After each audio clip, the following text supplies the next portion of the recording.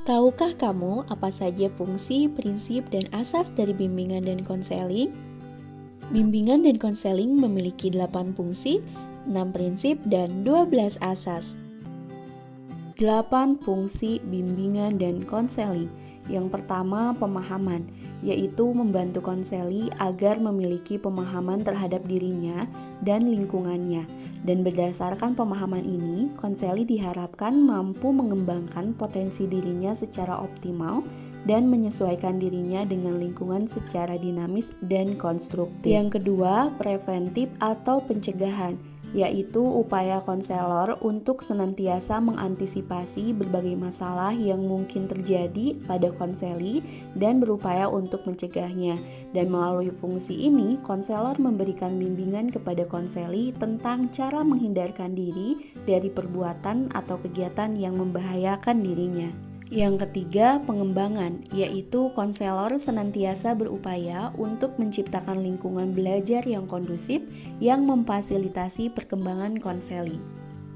Yang keempat yaitu kuratif atau penyembuhan, yaitu upaya pemberian bantuan kepada individu yang telah mengalami masalah, baik menyangkut aspek pribadi, sosial, belajar, maupun karir. Yang kelima, penyaluran, yaitu membantu konseli dalam memilih kegiatan ekstrakurikuler, jurusan atau program studi, dan memantapkan penguasaan karir yang sesuai dengan minat, bakat, dan ciri kepribadian lainnya. Yang keenam, adaptasi, yaitu membantu para pelaksana pendidikan, khususnya konselor, guru atau dosen untuk mengadaptasikan program pendidikan terhadap minat, kemampuan, dan kebutuhan konseli. Yang ketujuh, penyesuaian, yaitu membantu konseli agar dapat menyesuaikan diri secara dinamis dan konstruktif terhadap program pendidikan. Yang kedelapan, advokasi, yaitu fungsi untuk membantu peserta didik memperoleh pembelaan atas hak dan atau kepentingannya yang kurang mendapat perhatian. 6 prinsip bimbingan dan konseling. Yang pertama yaitu bimbingan diperuntukkan bagi semua individu. Maksudnya, bimbingan diberikan kepada semua individu atau peserta didik, baik yang bermasalah ataupun tidak bermasalah, laki-laki ataupun perempuan, anak-anak, remaja maupun dewasa. Yang kedua yaitu bimbingan bersifat individualisasi. Maksudnya, setiap individu adalah unik. Melalui bimbingan, individu dibantu untuk mengoptimalkan perkembangan sesuai dengan keunikannya. Yang ketiga yaitu bimbingan menekankan hal yang positif. Maksudnya, bimbingan merupakan cara membangun pandangan yang positif terhadap diri sendiri, memberikan dorongan dan peluang untuk berkembang. Yang keempat, bimbingan merupakan usaha bersama. Maksudnya, bimbingan bukan hanya tugas atau tanggung jawab konselor sekolah, tetapi juga para guru dan kepala sekolah. Karena pada dasarnya semua komponen sekolah adalah mitra BK dan sebagai teamwork. Yang kelima yaitu pengambilan keputusan merupakan hal yang esensial dalam hal bimbingan. Maksudnya, bimbingan diarahkan untuk membantu individu agar dapat mengambil keputusan, karena salah satu tujuan utama bimbingan adalah mengembangkan kemampuan individu untuk memecahkan masalah dan mengambil keputusan secara mandiri. Yang keenam, bimbingan berlangsung dalam berbagai setting kehidupan. Maksudnya, pemberian layanan bimbingan tidak hanya berlangsung di sekolah, tetapi juga di lingkungan keluarga, perusahaan, maupun di lingkungan masyarakat pada umumnya.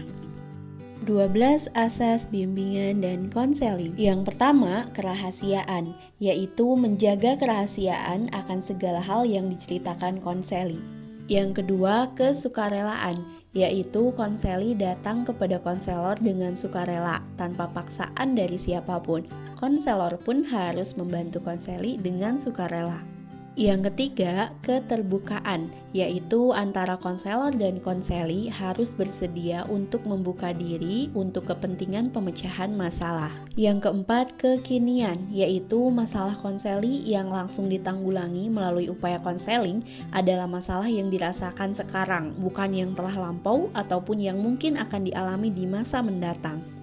Yang kelima, kemandirian, yaitu layanan BK bertujuan untuk menghidupkan kemandirian di dalam diri konseli. Yang keenam, kegiatan, yaitu usaha konseling tidak akan membuahkan hasil yang baik jika konseli tidak melakukan kegiatan dalam usaha mencapai tujuan. Yang ketujuh, kedinamisan, yaitu upaya layanan konseling menghendaki terjadinya perubahan pada diri konseli ke arah yang lebih baik. Yang kedelapan, keterpaduan, yaitu layanan konseling memadukan berbagai aspek dalam diri individu dan juga memperhatikan keterpaduan dari isi dan proses layanan yang diberikan. Yang kesembilan, kenormatifan, yaitu pelaksanaan konseling tidak boleh menyimpang dari norma-norma yang berlaku. Yang ke-10, keahlian, yaitu layanan konseling dilaksanakan oleh seorang yang ahli dan dilakukan dengan teratur, sistematis, dan menggunakan teknik serta alat yang memadai. Yang ke-11, alih tangan kasus, yaitu bila seorang konselor telah mengerahkan segenap kemampuannya untuk membantu konseli, namun konseli belum terbantu sebagaimana yang diharapkan, maka konseli tersebut dialih tangankan kepada petugas yang lebih ahli dan berwenang untuk menyelesaikan masalah konseli tersebut. Yang ke-12 yaitu tuturi handayani. Nah, asas ini menunjuk pada suasana umum yang hendaknya tercipta dalam hubungan keseluruhan antara konselor dengan konseli, terutama di lingkungan sekolah. Asas ini menuntut agar layanan BK tidak hanya dirasakan adanya hanya pada saat siswa menghadap konselor saja, namun di luar hubungan kerja pun hendaknya dirasakan ada manfaatnya.